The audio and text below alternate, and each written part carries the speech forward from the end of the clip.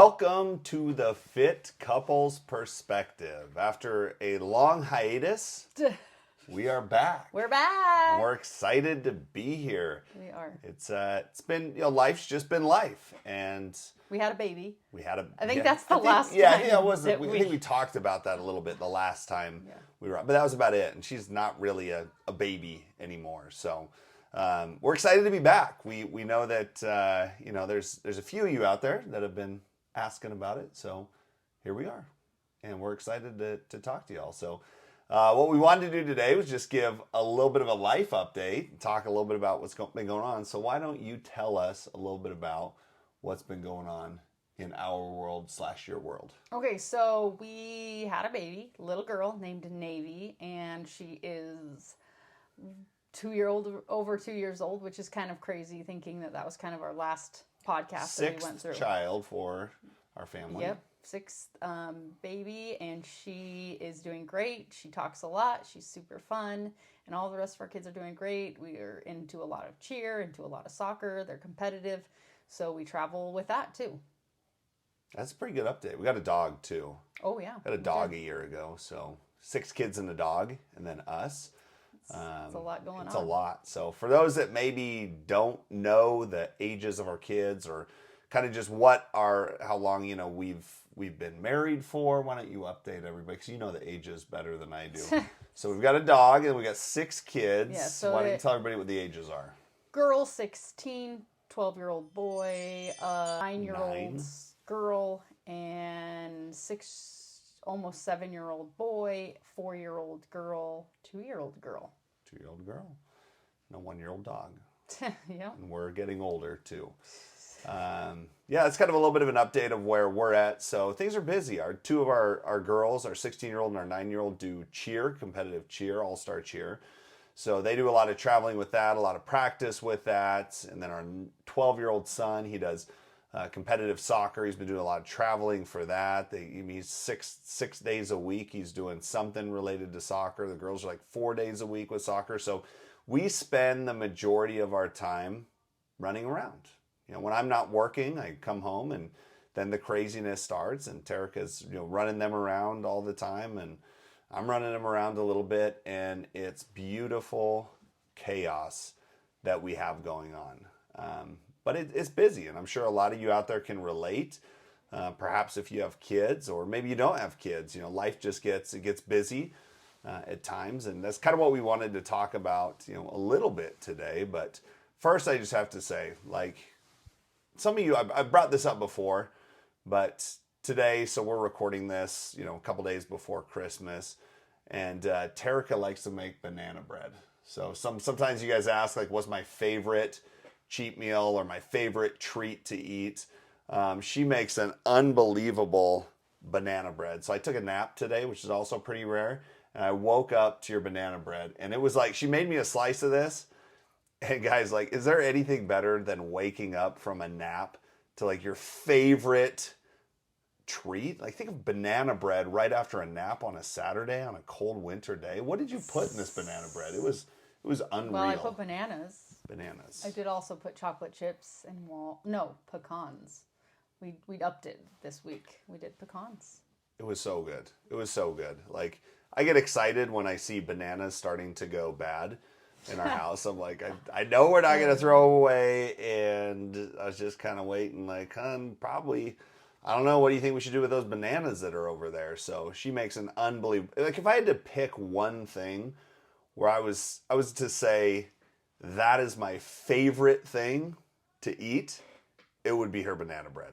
Especially warm out of the oven, a little crispy on the outside, I was excited to make it. Whew, it was good. But anyways, hopefully you guys are enjoying some good holiday treats yourself. What's your favorite holiday treat? What's your favorite thing that you like eating this time of year? I don't know.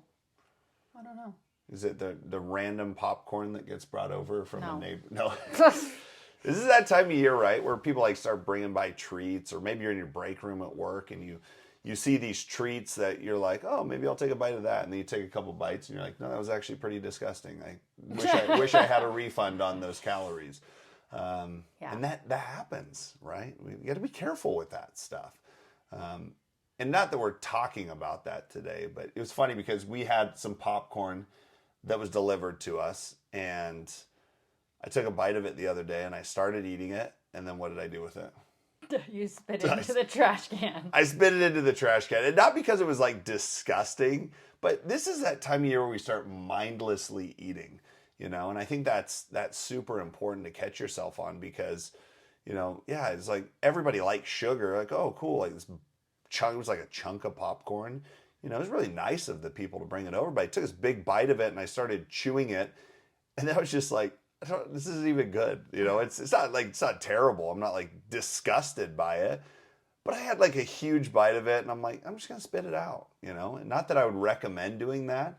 But then the next day I actually went for a bite of it and she's like, wait, didn't you just take a bite of that yesterday and spit it out? Are you just like bored right now? And I'm like, yeah, I'm kind of just bored. And then we got home from the gym today and our son, what was he eating? What did he have? It was like Trader Joe's, the like fries that are baked fries. Like they're chips basically, but they're veggie fries. Yeah. They're probably not any healthier than anything else. They're like the veggie chips, like if you guys shop at Costco, very similar to that, right? And we came home from the gym and he had like the whole bag of it. It was like an entire bag. And he even said, we're like, dude, why did you do that? And he was like, I didn't even realize I ate that much. And it's like, yeah, it's called mindless eating, and it's a huge problem for a lot of people here. So you have to be careful of that. Plus, now we're out of veggie chips, and that's too bad. So, anyways, what I kind of wanted to talk about today was just we've been doing a lot of traveling lately. So Terica has been going to the cheer competitions, and I've been on and off with like some work stuff, or occasionally going for soccer tournaments and things like that. And I think a lot of people, they spend some time traveling and they don't know how to manage that. And we have different goals, Terica and I, but we both want to stay fit. We want to stay in shape. And, managing that and kind of having some guidelines for how you travel and stay on track, I think is really, really important. So as the Fit Couples perspective, our goal here is just to give you our perspective on how we travel and stay on track because it's different. It's different for both of us. So you just went to Portland. Yep, for cheer competition. And how do you eat when you travel? And I know it's like, it's a lot different than how I eat. Yeah. But just honestly, like, how do you approach that so you feel like you're staying on track with your goals while you're traveling?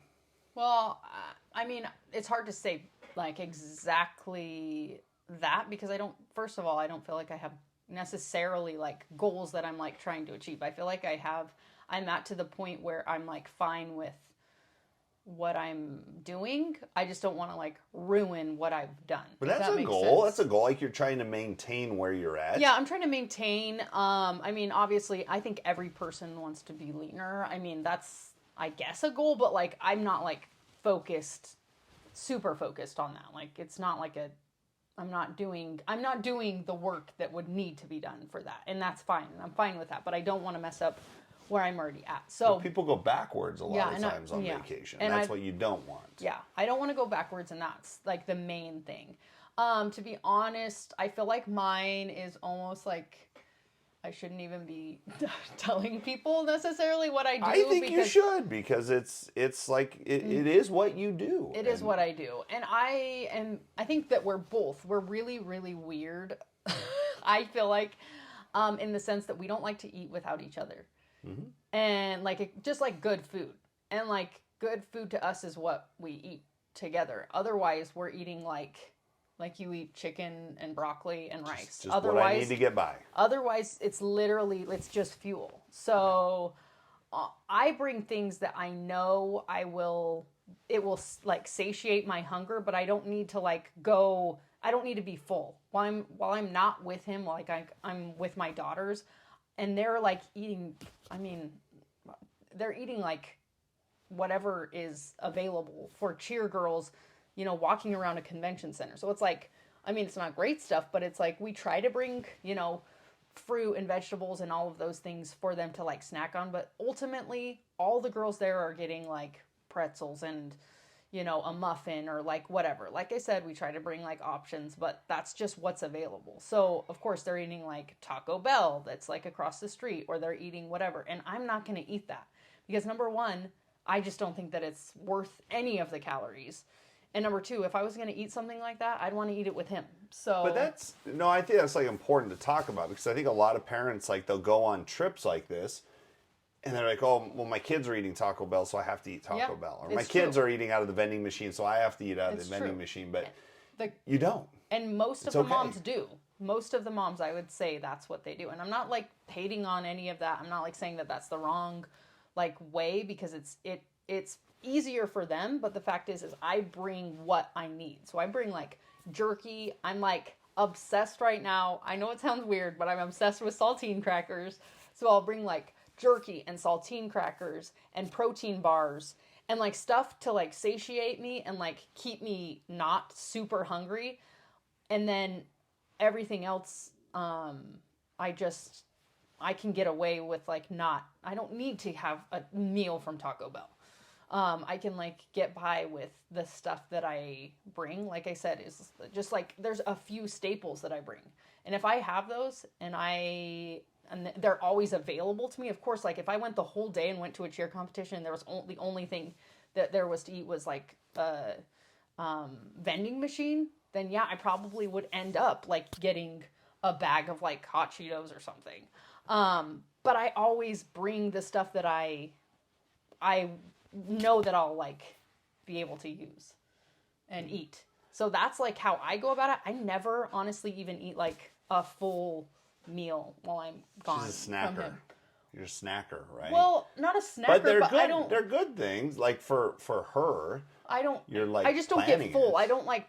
I don't like make a meal out of. And I'll get like let's just say that the breakfast buffet has a bunch of fruit. I'll get a whole like a huge bowl of it, and of course like I'll just have that for breakfast or whatever. But I'm not sitting there like eating the pancakes and the sausage, and that's fine if that's what you are fine doing. But for me, I just like that's the easiest way for me to not go backwards. Because to be honest, food just doesn't like appeal to me to eat sitting like by myself in a Taco Bell out of a bag. Well, I think again, that's like where a lot of people make the mistake is they think that, you know, just because it's lunchtime and Yeah. we're at Taco Bell and the kids are getting something, I guess I have to get something like don't. a couple things like that. You're not going to eat that much when you're gone because one, like she said, we like to eat together. And it's okay. Like it's okay to undereat for a couple days, you know? It's okay to survive on fewer calories than your body really needs for a couple of days. Knowing that, you know, you're going to come back and we're going to be like, woohoo, let's have a few good meals together. The night you got back, we had burgers and fries, you know, and we enjoyed it. And that's the difference. Like you could have had that same amount of calories at Taco Bell And I lunch, would've, like sitting easily. in the car just eating some nastiness. And, you know, then you would have come back and your body would have had more calories in it. And then obviously that would have been a surplus of calories. So I think that's important because, like, when you go places and you travel, like, one, it's okay to feel hungry a little bit, you know, but obviously you need to be a little more prepared. If you're even packing saltine crackers and jerky, you know, that's something that you know is going to keep you somewhat satiated for a period of time. And so you don't have to do those things. And that's okay. Like, I think it's important that people understand it's like you can eat fewer calories for a couple of days. Like, you don't want to do that for an extended period of time. Yeah, in no way do I want to like make that seem like that's how I eat all the time. It's just makes more sense for me to eat that way because number one, food just doesn't get in my way. Like I'm not like, oh, I have to go find something to eat. Girls, you're gonna have to like figure it. I'm gonna have to like send you with somebody else so I can go get food or like whatever. It's just not in my way. It's not something that I have to worry about because I brought what I'm going to eat there, and so it just And our keeps bodies, that out of the way. our bodies were designed to do that. They were designed to go a period of time with less food than, you know, we might, you know, need to satiate our appetite, so to speak. But I mean, it's very different, like the way you do it and the way I do it. Way different. You know, when I travel, my number one priority is protein. And so, where Terica's not really looking to build muscle. And I mean, if you lose a little bit of muscle, you're probably okay with that. And I think there's probably a lot of females out there that feel the same way. They're like, they just want to maintain like a size. And you put on muscle very easy. You maintain muscle very easy. Like you can get away with eating less protein and less food and still maintain your muscle. But for me, like, when I travel, and same philosophy in that I'm just going to be aware of what I'm eating. Just because something's presented to me as like, here's what is for lunch, doesn't mean you have to eat it. You can say no to that, or you can eat a very small portion of it. And even in like a work setting, it's just be aware. Like even if I'm hungry, I can just eat enough to kind of get me by. But the couple things that I do that make a really big difference is like, number one, I pack a lot of protein powder with me. So where I might normally do 1 protein shake per day, I'm doing 2 or 3 when I'm traveling. Because like as an example, the last day I was in California recently, for lunch they had like a rotisserie chicken, and it was just like swimming in oil. Like there was so much extra fat. So I knew I had protein to it, but I also knew I had all this extra fat. So I'm like, I'm gonna do a little bit of that, but I'd rather have a protein shake, and be able to get some high quality protein in without all those extra calories. So I do a lot of protein. I bring little Ziploc bags with 50 grams of protein in each one. And I just go off of what I need there. And that keeps me by. That's like my saltine crackers for you. So a lot of protein shakes for me, just to make sure that I hit my protein goal on a daily basis. And I think another important thing is just like, making sure that you stay hydrated. A lot of people, when they travel, they don't drink enough water. And then when you don't drink enough water, that can lead to you getting extra hungry. And then all of a sudden that vending machine food looks really, really good. So I like to make sure, and I know you prioritize hydration, but I like to make sure that I'm getting in like a half a gallon of water before I even have breakfast.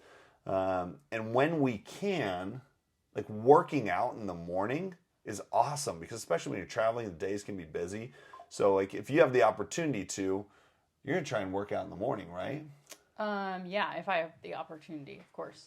It doesn't always come up that way, but and I think that's a big part of it, is just, get in the activity that you can, but don't feel bad if you can't either. And then for me, I'll enjoy one meal while I'm out, and it's usually in the evening, right? Because I find that if it allows me to prioritize the things I want earlier in the day. If I had a huge breakfast, for example, like while I was traveling, one, I'd feel like garbage all day, but then I'd have trouble getting my water in. I'd have trouble getting my protein in. So I like to wait until later in the day to have that bigger meal. Like if I'm going to go out with people, or even if I'm by myself, I might go to Chipotle and get a burrito just to get some calories in. But I'm going to wait until later in the day to do that. And I think that's big, so key takeaways, like from you while traveling, would be what? What do you say, like your key takeaway I think is? my key takeaway is bring things that you know that you like, first of all, and that will keep you from being so hungry that you're going to take or eat whatever is available. That's mine. I like that. And you don't need to eat the same amount of calories that you do when you're back at home, with the things that you do like and your go-tos that you can just go get out of the fridge whenever that you want. That I feel like when you're at home, you can make good decisions much easier, because they're available. There's like 60 things in your house that that are available for you to eat at any point in time. But when you're on, if you're at a work conference, you're not going to have that available. You're going to have like I said, whatever you bring is what's going to be available. So I think that's my key takeaway. Yeah, I like that. And for me, it's prioritize protein. Don't be afraid of eating, bringing more shakes or bars or meal replacements than you might normally do. Second one would be hydration. Making sure you're getting a lot of water in. You're getting that water in early. You got to be mindful of it, even if you have to set a reminder on your phone or something like that. 3, when you can, wake up in the morning, maybe a little early, and get that workout in, because you might not know if you're going to be able to get one in later. So if you can get it in early and just get that metabolism going for the day, I think that's super, super helpful with that. And then also it's okay to be a little hungry. It's okay to eat a little less if you don't have the things available that are important to you to accomplish your goal. You can be hungry. That's okay. Like your body will survive. Drink a lot of water. And it's okay to feel a little bit of hunger, but prepare in advance. You know, if you know that you're going to have a period of time where you can't eat or you're not going to be able to get food or you just don't know, you know, check out where you're staying. You know, pull up maps and just look, is there any food around there that I might be able to get? When might I be able to get that?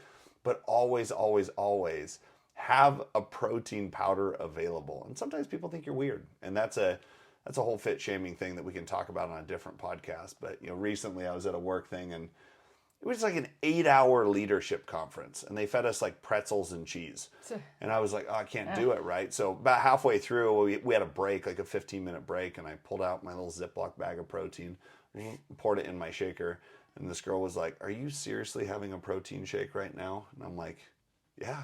She's like, seriously? You're having a protein shake? I'm like, yeah, I'm having a protein shake. Sorry if that offends you, right? The pretzels and cheese, just not going to cut it for me for today.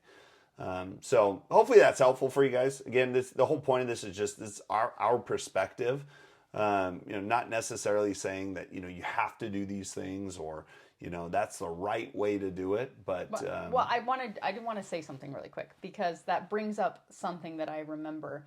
He posted something the other day on Facebook about going to In-N-Out, and there was a comment that said, how do you look like that and eat like that? And I think that like is exactly the point of like that same lady that said that about your protein powder, I think could be the same lady that's like, how do you eat like that and look like that?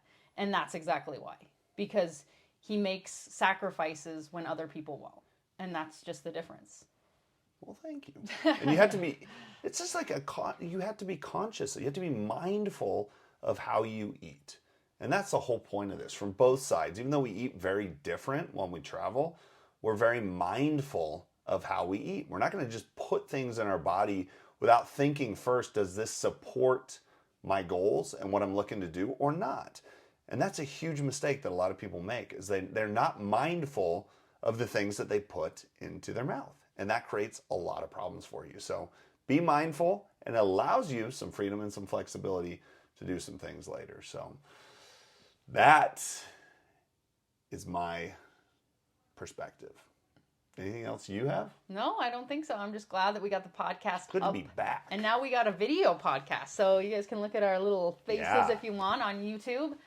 We'd love for you to subscribe to our channel, Fit Couples Perspective, and on YouTube or on wherever you listen to podcasts. Yeah, so come along for the journey. We'll post them up as often, as frequent as we can. And if you guys have some feedback on what you'd like to hear or see, let us know, and we'll take all of that into consideration. But it's good to be back, and we'll talk to you guys soon. Bye.